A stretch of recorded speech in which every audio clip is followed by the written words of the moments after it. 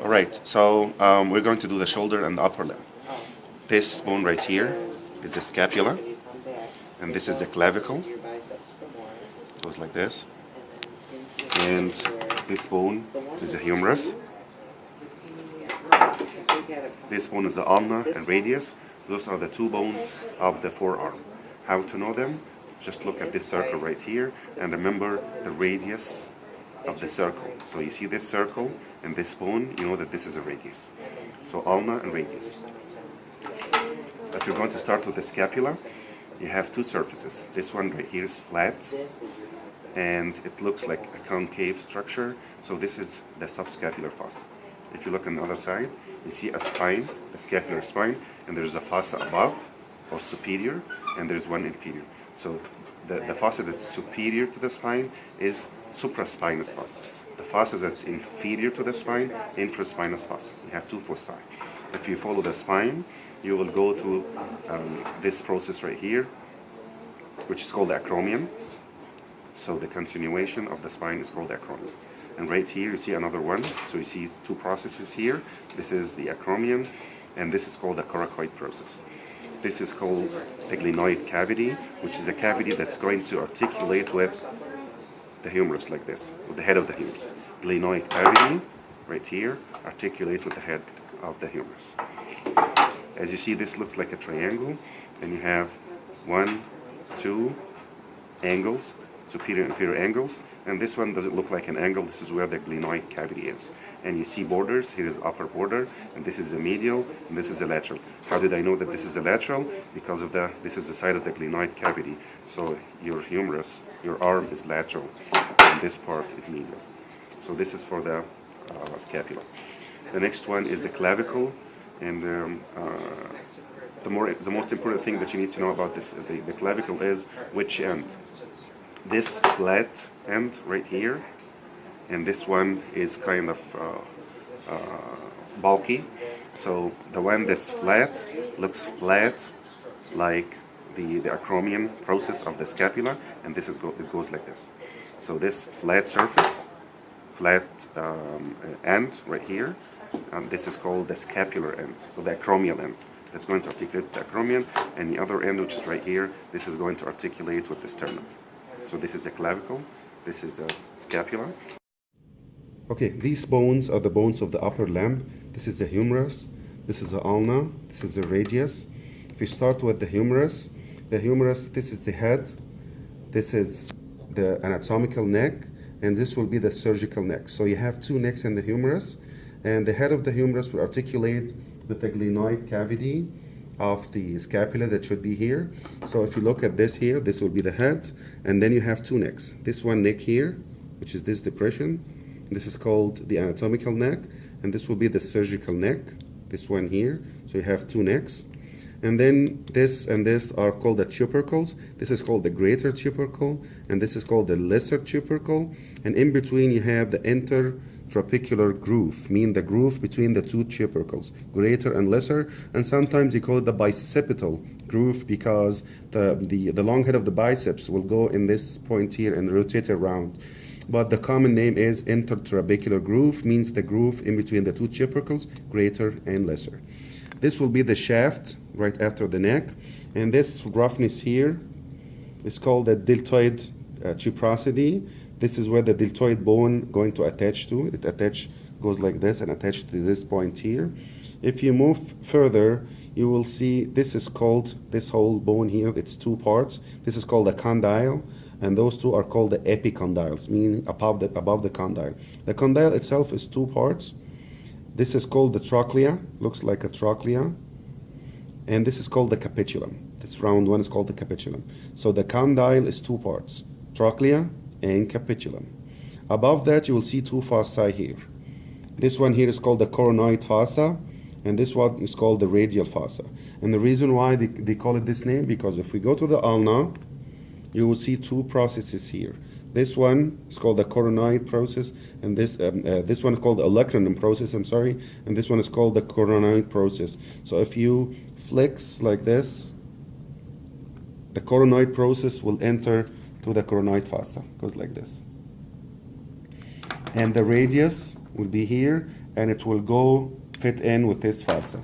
So this is the coronoid fossa that fits with the coronoid process. This is the radial fossa, sometimes they call it the lateral fossa, that articulate with or fits with the head of the radius. If you look in the other side, you will see one only. So in the front you have two, in the back you have one large, and this is called the olecranon fossa. And the reason is when you extend, meaning you make your upper limb straight, the olecranon process of the ulna will fit with the olecranon fossa of the humerus. So when you extend olecranon process with the olecranon fossa, if you flex the coronoid process with the coronoid fossa, and the radial with the radial fossa.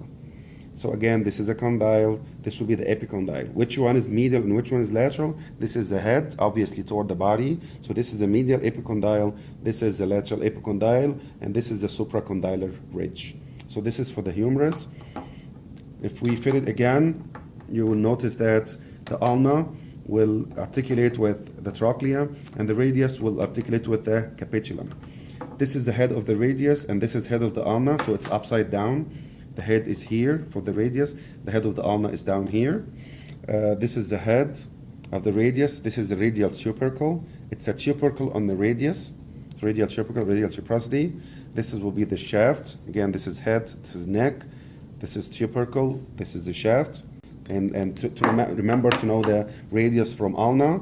The radius, the head is a circular shape, so if you remember the radius of the circle, you remember the name of this bone. So this is called the radius, remember the radius of the circle, and this is the ulna that have the notch like this, and the head will be down here. This notch here is called the trochlear notch, because it's the notch that fits with the trochlea, which is this part. So this notch is called the trochlear notch. And if you move down here, this will be the styloid process, and this is another styloid process. This is the styloid process of the ulna, and this is the styloid process of the radius. And there are two joints actually between the ulna and radius. It goes like this. So this is the proximal. This is the proximal radio-ulnar joint, and this will be the distal radio-ulnar joints. There are two joints. So when you move, like when you twist your hand like this, these two joints will work together like this. You work together like this in the proximal and distal radio-ulnar joints. Right, this is the hand, and in the hand it's divided into three parts. We need to know the three parts.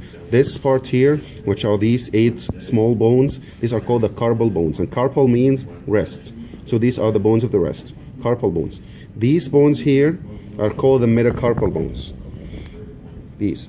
And then the phalangeal bones, which are the bones of the phalanx. If we start with the carpal bones, these small 8 bones, there is a mnemonic that can make it easier for you, which is some luck to pick 10 times carbohydrates. Some luck to pick. Scaphoid, lunate, triquetrium, pisiform. Some luck to pick. SLTP. Scaphoid, lunate, triquetrium, pisiform. Some luck to. And if you look at this, see how the bone is small, and it's on this one, so sometimes it's not easy to see it. You have to tilt it like this. And sometimes those two bones are too close, or sometimes actually they are fused to each other. So you need to notice that. This is the proximal. So the 8 bones are going to be divided into 4 proximal and 4 distal. These are the 4 proximal. 1, 2, 3, 4. Some luck to pick. Scaphoid, lunate, triquetrium, pisiform. 10 times carbohydrate. 10 times carbohydrate. TTCH. This is trapezium. Trapezoid, capitate, hamate. Trapezium, trapezoid, capitate, hamate. 10 times carbohydrate. So 8 again. Some luck to pick. 10 times carbohydrate. Some scaphoid. Luck L, lunate. T, triquetrium. 2. Pick P, pisiform. 10 times carbohydrate. T, trapezium. T, trapezoid. C, capitate. H, hamate. You can do it in the other side too. some luck to pick, same thing, scaphoid, lunate, triquetrium, pisiform, 10 times carbohydrate, 10 T, trapezium, trapezoid, capitate, hamate. And always remember to start from this side, which is the thumb side. So you apply the mnemonic by looking at are you starting from here or here? From here, from the side of the thumb. Okay? Some luck to pick 10 times carbohydrates. These are the 8 bones, 4 and 4 proximal, 4 distal. When you go to the metacarpal bones, you need to number them. So, and always again, everything in the hand, you start from the thumb. So this is metacarpal number 1, 2, 3, 4, 5. This is how to count. Always count from the thumb. Now the phalangeal bones. If you look at this one here, you see 2 bones. Everything else is 3. Proximal, middle, distal, proximal, middle, distal, phalangeal bones. Proximal, middle, distal, proximal, middle, distal. Not this one. This is only proximal and distal. You're lacking the middle one. And you should recognize them. If I put a sticker here and ask you about this, you should tell me that this is the middle phalangeal bone of the second, of number 2. If I ask you about this, you say this is the proximal of the thumb, this is the distal of the thumb, you don't have the middle here. Okay?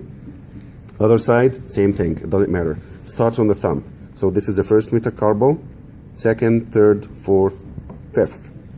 Again, same thing, the phalangeal bones, proximal, distal. Proximal, middle, distal, proximal, middle, distal. So those 4 have 3 bones, proximal, middle, distal, all of them. But this one, the thumb, the first one, have only proximal and distal, not the middle. You look at it this way, you look at it this way, it's the same thing. And that's it for the hands.